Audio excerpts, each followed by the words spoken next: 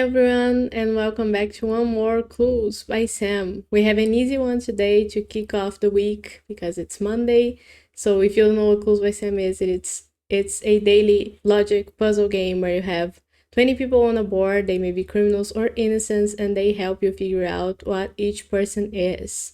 It varies in difficulty, and usually the start of the week we have some easier ones. If you want to play the game, you can check the link in the description, but otherwise, let's start now. We see Carol, and she is telling us that two of Pam's innocent neighbors are in row 4.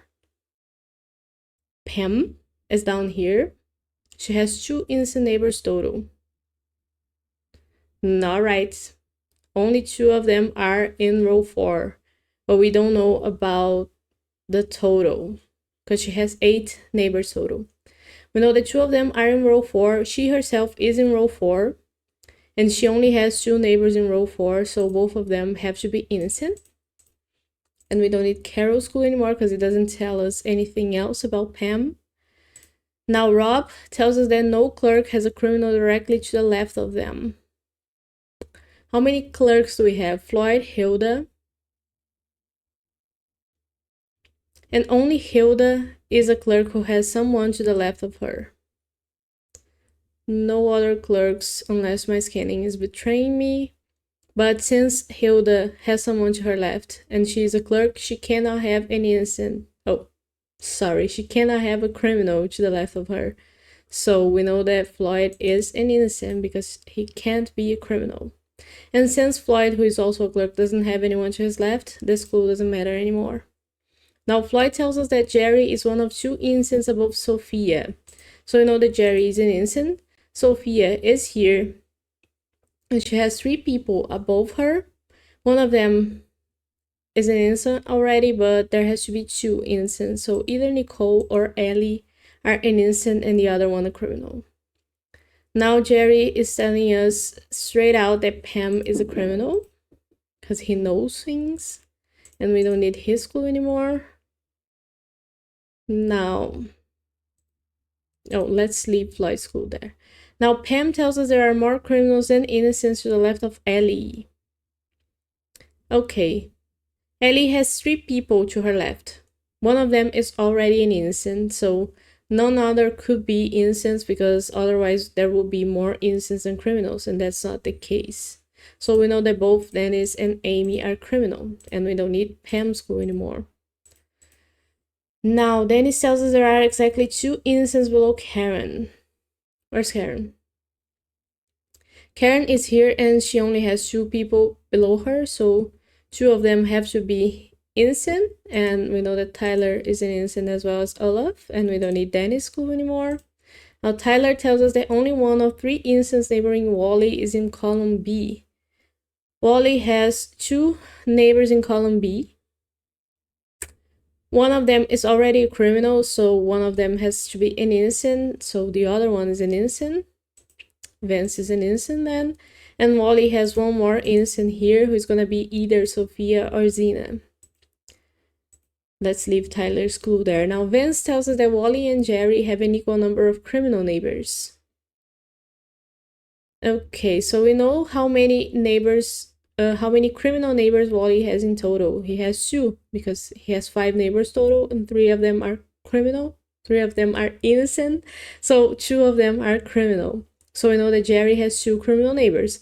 One of them is Dennis, and the other one is going to be either Ellie or Nicole. So we know that both Isaac and Megan are innocent. Now Megan tells us that let's not tag these people with the same color because that's could confuse me. I guess we don't need Vince's clue anymore. Now Megan tells us that Jerry has more criminal neighbors than Vince. Well, we just observed that Jerry has 2 criminal neighbors. So Vance cannot have 2 criminal neighbors, which makes us sure that Wally is an innocent since Vance already has Pam as a criminal neighbor. So he couldn't have any more, and we don't need Megan's clue anymore.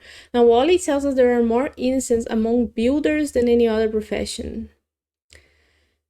Well, we have 2 innocent builders and one more who could also be an innocent, but that depends on if we have any other professions that already have 2 innocents among them. Like cops, there's 2 innocent cops, so we know for sure that Karen, who is a builder, has to be an innocent as well. And we don't need Wally's clue anymore. Now, Karen tells us that an odd number of innocents below Ellie neighbor Rob. Ellie is here. Rob has 3 neighbors that are below Ellie.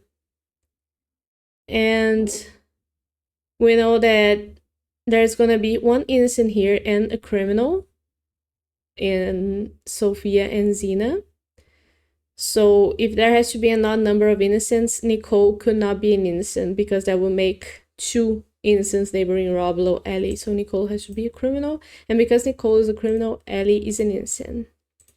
Now, we don't need Karen's clue anymore, but Nicole tells us there's an odd number of innocents neighboring Rob. In total, so far, Rob has 1, 2, 3 innocents here. He's gonna have 1 more who's either gonna be Sophia or Zena, so that's 4. That's not an odd number. And his last neighbor, Logan, has to be our 5th innocent to be an odd number.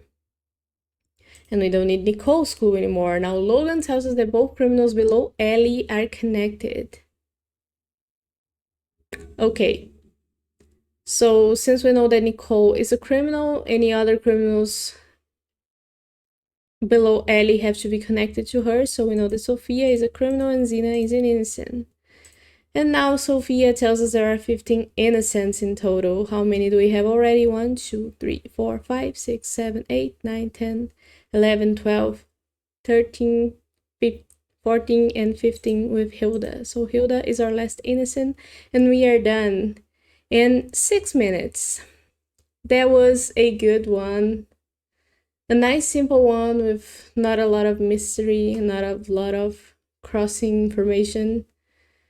So yeah, that's gonna be it for today. I hope you have a nice week, everyone, and if you enjoyed it, leave me a like. If you did play the game, let me know how it went for you, and I'll be here tomorrow with more Clues by Sam.